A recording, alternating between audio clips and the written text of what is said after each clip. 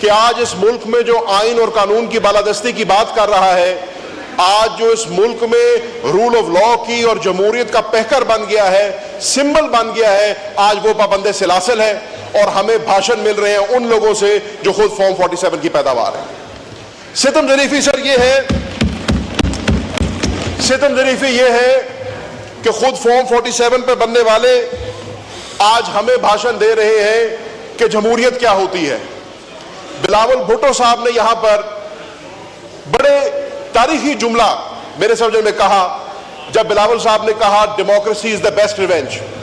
میں سمجھتا ہوں کہ بلاول بھٹو صاحب واقعی مانتے ہیں کہ democracy is the best revenge, لیکن افسوس اس بات کا کہ اس انلیجٹمیٹ حکومت کا حصہ بن کر آج زرداری صاحب یا بلاول صاحب جتنی ڈیموکریسی کو بیسٹ ریونج سمجھے، فارم 47 کا جو دھبا ان پر لگ گیا یہ دھو نہیں پائیں گے۔ قصور کسی اور کا، نیریٹو کسی اور کا خراب ہو رہا ہے۔ جناب اسپیکر، صدر صاحب آئے، صدر صاحب نے بات کی اپنی قربانیوں کی کہ پاکستان پیپلز پارٹی نے اور ان کی اپنی فیملی نے آئین اور قانون کے لیے کیا کردار ادا کیا۔ سر میں نہ پاکستان پیپلز پارٹی کی قربانیوں کو فراموش کر رہا ہوں، نہ میں زرداری صاحب کی قربانیوں کو فراموش کر رہا ہوں، اور یقیناً شہید محترمہ بے نظیر بھٹو نے بھی اپنی جان دی اس ملک کی خاطر اور اس کی ڈیموکریسی کی خاطر۔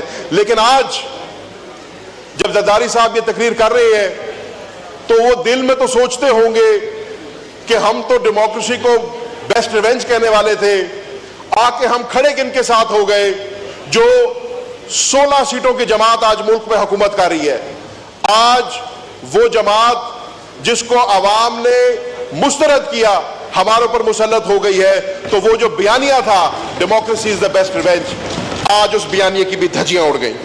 جناب اسپیکر، میری جماعت نے، میرے قائد نے بھی آئین اور قانون کے لیے، رول آف لا کے لیے، جمہوریت کے لیے قربانیاں دی ہیں۔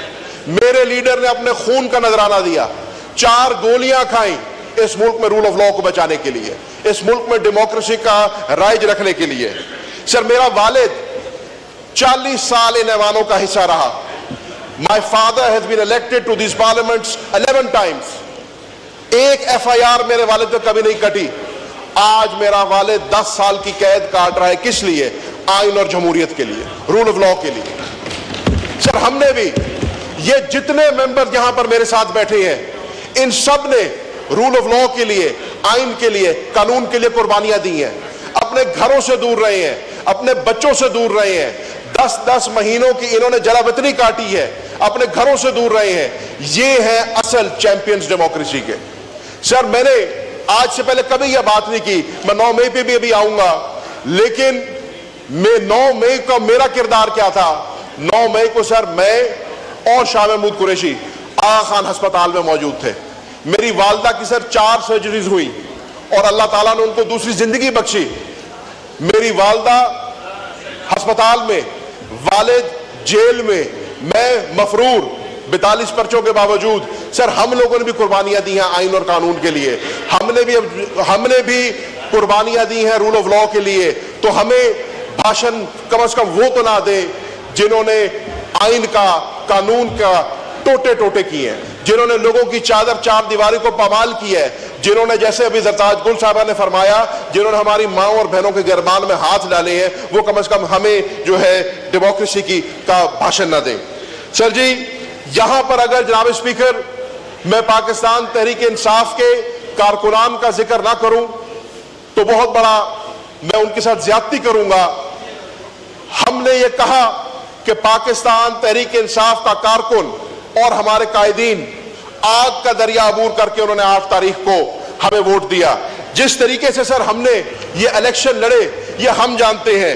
اگر میں آپ کو اس کا ایک چھوٹا سا اپنا ہی ایکسپیرینس بتا دوں تو سر عرض یہ ہے کہ میڈیا نے یہ دکھایا کہ میرے پرپوزر اور سیکنڈرز کو RO کے دفتر سے اٹھایا گیا، میڈیا اور کیمرے کی موجودگی میں اٹھایا گیا، میرے ذاتی ملازمین کو، میرے لائرز کو اور میرے دوستوں کو جن کا سیاست سے کوئی تعلق نہیں تھا ان کے گھروں میں گھس کے اریسٹ کیا گیا، ان کو ابڈکٹ کیا گیا, ان پہ تشدد کیا گیا. وجہ صرف یہ تھی کہ زین قریشی کے نامنیشن پیپر نہ دائر ہو جائے, وہ الیکشن نہ لڑ لیں. سر ہمارا نشان ہم سے لے لیا گیا, ہماری پارٹی کی اعلیٰ قیادت کو پابند سلاسل کر دیا گیا, ہمیں اپنے حلقوں میں نہ جانے دیا گیا.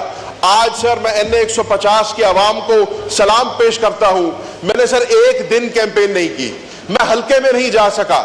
میں جیسے ہی یہاں پہ عمر ایوب صاحب نے بات کی کہ خلائی مخلوق کو دنیا ڈھونڈتی پھرتی ہے, سر آدھے پاکستان کی خلائی مخلوق میرے پیچھے پڑی ہوئی تھی ملتان میں.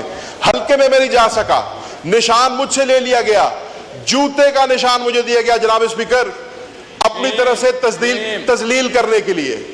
جوتے کے نشان پہ میں نے الیکشن لڑا, لیکن یہ عمران خان کا دیا ہوا شعور تھا, یہ عمران خان کا دیا ہوا جذبہ تھا کہ 1,66,000 ووٹ دے کے مجھے ملتان کے عوام نے منتخب کیا. 50,000 کی لیڈ سے جوتا پڑا ان کو. جناب اسپیکر ہمارا مینڈیٹ چرایا گیا, ایک مرتبہ نہیں 3 مرتبہ چرایا گیا. 8 فروری کو ہمارے مینڈیٹ پہ ڈاکہ ڈالا, ریزرو سیٹس کے اندر ہمارے مینڈیٹ پہ ڈاکہ ڈالا. وہ تو اللہ کا شکر ہوا کہ اب وہ ڈی نوٹیفائی ہوئی ہیں اور کوئی راہ راست پہ ہم چاڑے ہیں. 21 اپریل کو سر ہمارے مینڈیٹ پر ڈاکہ ڈالا گیا. 21 اپریل کو جو ضمنی الیکشنز ہوئے ہیں اس میں الیکشن کمیشن آف پاکستان کا جو رول ہے اس کے اوپر تو انسان کتاب لکھ سکتا ہے, لیکن بیلٹ سٹفنگ کی, پری پول اور پوسٹ پول ریگنگ کی ایسا باب رقم کیا گیا جو پاکستان کی تاریخ میں پہلے کبھی نہیں دیکھنے کو ملتا. جناب اسپیکر یہ میں نہیں کہہ رہا, آپ فیفن کی رپورٹ اٹھا کے دیکھیں. فیفن کہہ رہی ہے کہ یہ پاکستان کا سب سے متنازع الیکشن تھا, تاریخ کا سب سے متنازع الیکشن تھا. یہاں پر ذکر ہوا US اسٹیٹ ڈپارٹمنٹ کی رپورٹ کا, تو انہی کا چہیتا ڈونلڈ لو جو ہے وہ جب سینٹ میں جاتا ہے تو سینٹ میں جا کر کہتا ہے کہ there are discrepancies in the Pakistani election, we have taken notice. لیکن ان کا نوٹس لینے کا کیا فائدہ؟ حقیقت تو یہ ہے کہ آج بھی ہمارے الیکشنوں میں یہ کام ہو رہا ہے. 19 تاریخ کو سر ملتان میں ضمنی الیکشن ہونے جا رہا ہے. ایک فارم 47 والا MNA جو یہاں سے منتخب ہو کر گیا تھا, جب ٹرائیبیونل میں کہانی گئی اور پتہ لگا کہ فیصلہ میرے خلاف ہونے لگا ہے, یہاں سے بھاگ گیا, سینٹ میں چلا گیا. ستم ظریفی ہمارے یہ اس کو آپ نے چیئرمین سینٹ بنا دی ہے. آج وہاں پر الیکشن ہونے جا رہا ہے اور وہاں پر بھی پری پول ریگنگ ہو رہی ہے. لیکن میں جناب اسپیکر آپ کو آج بتا رہا ہوں, انشاءاللہ 19 تاریخ کو گھوڑے کا نشان جیتے گا. انشاءاللہ 19 تاریخ کو عمران خان اور عمران خان کا بیانیہ جیتے گا اور اس فارم 47 کے ٹولے کو انشاءاللہ ہم دفن کریں گے. جناب اسپیکر بات ہوتی ہے مفاہمت کی, بات ہوتی ہے ریکنسیلیشن کی, لیکن میں نے اکثر کہا کہ حکومت کے قول اور فعل میں فرق ہے. یہ ہمیں دعوت دیتے ہیں مفاہمت کی, لیکن حقیقت سر ان کی یہ ہے کہ انہوں نے کل رات اڈیالہ جیل میں رات 12 بجے تمام سیکیورٹی اہلکاروں کو چینج کیا, پورے سسٹم کو چینج کیا. بندہ پوچھے اس کی کیا ضرورت پڑی؟ انہوں نے کہا آپ کو یاد ہوگا 2 ہفتوں کے لیے پہلے اڈیالہ جیل بند کیا گیا تھا اور ہمیں بتایا تھا کہ سیکیورٹی کے پیش نظر 2 ہفتوں کے لیے 7,000 قیدیوں کو ان کے لواحقین سے, ان کے گھر سے جو کھانا آتا تھا اس سے, ان کے جو وکلا کے ساتھ ان کی مشاورت ہوتی تھی اس سے محروم کیا گیا اور کہا گیا کہ ہم بیف اپ کر رہے ہیں سیکیورٹی کو. میں نے تب بھی یہ سوال کیا تھا کہ کیا بیف اپ ہوئی تھی سیکیورٹی کہ مہینے کے بعد آپ کو پھر سیکیورٹی خدشہ ہو گیا اور آپ نے پھر 3 دن کے لیے اڈیالہ جیل کو بند کر دیا. سر حقیقت یہ ہے مفاہمت کی بات کرتے ہیں لیکن حرکتیں اتنی پیٹی ہیں کہ عمران خان صاحب کو اور شاہ محمود قریشی صاحب کو عید کی نماز پڑھنے کی اجازت نہیں دی گئی. ان کو کہا گیا کہ آپ کو ہم باقیوں سے پہلے عید پہنائیں گے. وہ سارا دن صبح فجر سے لے کے دوپہر 2 بجے تک بیٹھے رہے کہ ہمیں عید کی نماز پڑھنے کی اجازت ملے گی. عید کی نماز پڑھنے کی ان کے دل میں اتنی جگہ نہیں ہے کہ کسی کو عید کی نماز پڑھنے دیں, تو انہوں نے کسی سے کیا مفاہمت کی بات کرنی ہے, کیا ریکنسیلیشن کی بات کرنی ہے. جناب اسپیکر آج ہمارے سائفر کا کیس لگا ہوا تھا اور سائفر کیس کے اندر جیسے جج صاحبان نے خود فرمایا آج حتمی بحث ہونی تھی, آج پروسیکیوشن اپنی آرگیومنٹس کو ختم کرنا تھا, تو ہمیں ابھی پتہ لگا کہ چیف جسٹس صاحب کی کاز لسٹ کو کینسل کر دیا گیا ہے. کل رات گارڈز کا چینج ہونا, آج چیف جسٹس کا کاز لسٹ کو کینسل کرنا اور وزٹیشن کو روکنا, جیل کو بند کرنا, یہ سب اس حکومت کی جو ارادے ہیں اس کو ریفلیکٹ کر رہا ہے. تو یہ مفاہمت کی ہمارے سے کیا باتیں کر رہے ہیں. رول آف لا کی یہ بات کرتے ہیں سر. رول آف لا کے لیے عمران خان صاحب نے بات کی. عمران خان وہ بندہ تھا جو آج تک کہتا ہے کہ اگر اس ملک نے ترقی کرنی ہے, اگر اس ملک نے آگے جانا ہے, اگر آپ نے اس ملک میں فورن ڈائریکٹ انویسٹمنٹ لے کے آنی ہے, اگر آپ نے SIFC کو فعال بنانا ہے, تو اس ملک میں رول آف لا آپ کو لانا ہوگا. رول آف لا کا حال یہ ہے سر کہ بہاول نگر میں جو کچھ ہوا آپ نے دیکھا. مائٹ از رائٹ یہاں پہ چل رہا ہے, جس کی لاٹھی اس کی بھینس. آپ نے یہ دیکھا کہ بہاول نگر میں ایک مائنڈ سیٹ آپ کو نظر آتا ہے, ایک مائنڈ سیٹ آپ کو نظر آتا ہے کہ I can get away with anything, I can get away with murder. اور قانون کو ہاتھ میں لیا جاتا ہے اور قانون نافذ کرنے والے ادارے جو ہیں ایک دوسرے کے آگے آمنے سامنے ہو جاتے ہیں. تو رول آف لا کی تو سر یہاں پہ یہ حالات ہیں. پولرائزیشن کی میں نے اس فلور پہ بڑی بات کی ہے سر. پچھلی اسمبلی میں مجھے شرف حاصل تھا, میں پریزیڈنٹ بنا YPF کا, اور اس کے اوپر میں نے اپنے ایجنڈا پہ رکھا کہ ہاؤس کا ماحول بہتر ہونا چاہیے, پولرائزیشن کم ہونی چاہیے. اور آپ کو پتا ہے میں نے ہمیشہ اس چیز کا پرچار کیا ہے. ہم سمجھتے ہیں سر پارلیمنٹری سپریمیسی ہونی چاہیے, ہم سمجھتے ہیں کہ پارلیمان میں کام ہونا چاہیے. آصف زرداری صاحب نے اپنی تقریر میں اس کا ذکر کیا, لیکن سر اس کے لیے کوئی فریم ورک بنانا ہوگا. یہ صرف تقریروں سے کام نہیں ہوگا, یہ صرف جمع تفریق سے کام نہیں ہوگا. ہمیں اس کے اوپر ریئلسٹک سٹیپس لینے ہوں گے, ہمیں اس کے اوپر کام کرنا ہوگا. آپ ہم سے بات کرتے ہیں, ہم کہتے ہیں ہم بات کرنے کو تیار ہیں, ہم بات کرنے کو تیار ہیں, ہر جمہوری قوت سے بات کرنے کو تیار ہیں, لیکن ہمارے کچھ مطالبات ہیں.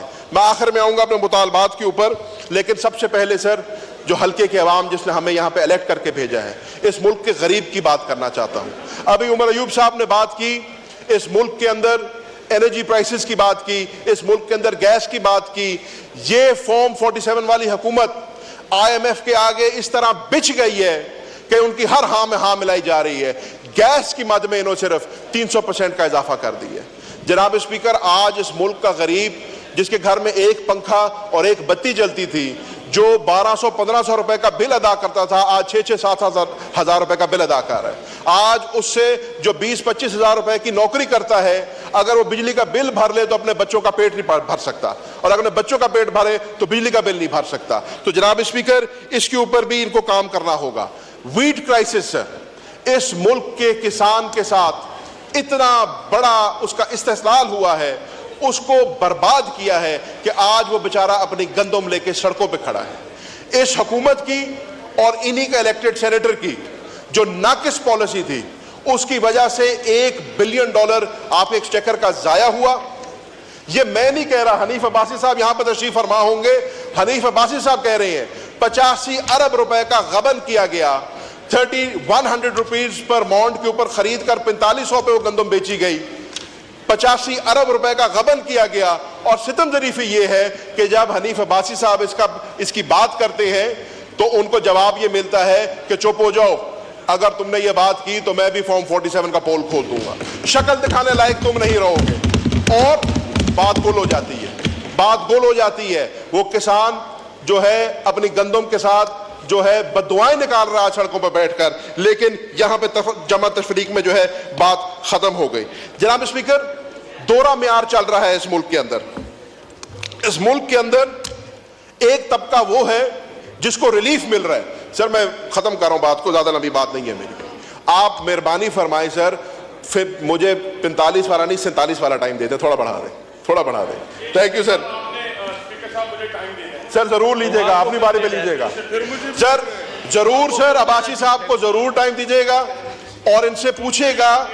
یہ فلور سر آپ کو ٹائم ملے گا, آپ بات آپ جاری رکھیں, ٹائم ملے گا سر. ضرور سر ضرور ٹائم, نو کراس ٹاک, آپ بات کریں. میں تو چیئر سے بات ختم کریں سر. میں خود چاہتا ہوں کہ آپ ان کو ٹائم دیں اور یہ فلور آف دا ہاؤس پہ بتائیں کہ یہ جو مکالمہ ہوا ہے اس میں کتنی حقیقت ہے اور کتنی صداقت ہے. سر جی, دوہرا معیار, ٹائم ملے گا سر. دوہرا معیار ہے سر. ایک طبقہ اس ملک میں وہ ہے جس کو لندن سے بلا کے اس کے کیسز کو ختم کیا جاتا ہے. ایک طبقہ اس ملک میں وہ ہے جس کو ایئرپورٹ پر جا کے بایو میٹرکس کرائی جاتی ہیں. اور ایک وہ شخص ہے جو 4 گولیوں کے ساتھ لنگڑاتا ہوا جس کو جیل میں جانا, جس کو کورٹ میں جانا پڑتا ہے, جس کو کورٹ کے احاطے سے گھسیٹ کے باہر نکالا جاتا ہے. تو سر یہ دوہرا معیار اس ملک میں نہیں چل سکتا کہ ایک کے لیے ایک معیار ہو, دوسرے کے لیے دوسرا معیار ہو.